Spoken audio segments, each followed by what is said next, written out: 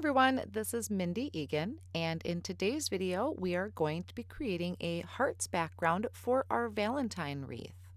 Here's a look at the products that I'll be using today from Pretty Pink Posh. This is the Scattered Hearts Stencil and the Valentine Wreath Stamp Set. I'm going to start first by creating my background. I am working on Neenah Solar White 80-pound white cardstock, and I have this placed on top of my Waffle Flower stencil mat. I started by ink blending spun sugar distress oxide ink about a third of the way down, and then I'm bringing in worn lipstick. Next, I kind of flipped my cardstock, so I'm always kind of blending from the top. That's just my natural way of ink blending. And now I'm bringing in picked raspberry. I'm going to blend that picked raspberry down into the worn lipstick to kind of help smooth out that transition. And then I'm going to bring in my spun sugar once again, just to kind of help that transition down there as well, so it isn't such a stark line. By going over it a couple times, it really does help smooth out those colors. Then I'm going to bring in my hearts stencil. I'm going to place that over my background, and then I'm going to pick both of these up and flip that over and just hold that down with some Post-it tape. I have been enjoying working on the media mat because it is a silicone mat, so it holds my cardstock in place, but I still need to secure my stencil to the card front. Then I'm blending on Wilted Violet and picked raspberry over those heart areas. This is going to create a beautiful contrast on our light background. Now, since I had used Distress Oxide inks and they are reactive to water, I really do like to splatter my backgrounds. So I'm just putting a little bit of water down on my mat. I'm going to pick that up with my paintbrush and just tap my paintbrush all over that background. This just adds a little bit of subtle interest, and I'm going to come back later on and add just a little bit more. Now I can work on my stamping and my coloring. So this is the wreath from the Valentine Wreath Stamp Set.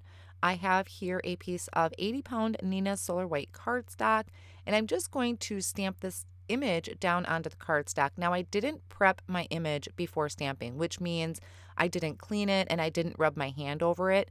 So I'm not getting a very good impression the first time. So I stamped it about 2 or 3 more times in Copic friendly ink. You really do want to prep your stamps before stamping. It just gives you a lot cleaner of an impression. Since I stamped in a Copic friendly ink, I am going to color these with my Copic markers. I am not doing any shading to any of these images. I have all of the colors that I used listed at the top of the screen, and all I really did was try and create that visual triangle. So that's how the images are laid out. If you notice the key or the bow and arrow, they're kind of visually laid out in a triangle. So I'm doing that also with my colors. I have some different shades of pink and reds. I added a little bit of that turquoise to my cupcakes just to add a little bit of a different color to this whole thing other than the reds and the pinks. But I'm just straight coloring with my markers. I'm not doing any shading. Once I have everything all colored in, I'm going to bring in the coordinating die and line that up with the image. Then I can hold that down with a low tack tape and die cut this. Also included on the Valentine Wreath stamp set are some sentiments, which is what I have here loaded in my Misty tool. I'm stamping this in a white pigment ink onto black cardstock. Now I did prep my cardstock with an anti-static powder tool, and I really love stamping in a white pigment ink when I'm going to do white heat embossing. It just gives me a more complete look. I feel like I get better results by this. They do take a little bit more to clean your stamp off because it is pigment, so it stays wet a little longer, but I think it is totally worth it. So I'm sprinkling on that white embossing powder, tapping off the excess, and then melting that with my heat tool. Now there is also a coordinating die for these sentiments as well, which I love. So I'm die cutting that out too, and I'll set that off on the side to work on my background just a little bit. I decided I wanted to add some gold flicks to this background. There's just something about a Valentine's card with gold in it. So I'm bringing in my starry watercolors, added a little bit of water, and then flicked that over my background as well. After my background is dry, I am going to finish putting my card together. So I put some foam squares behind my wreath and then centering that on the front of my card.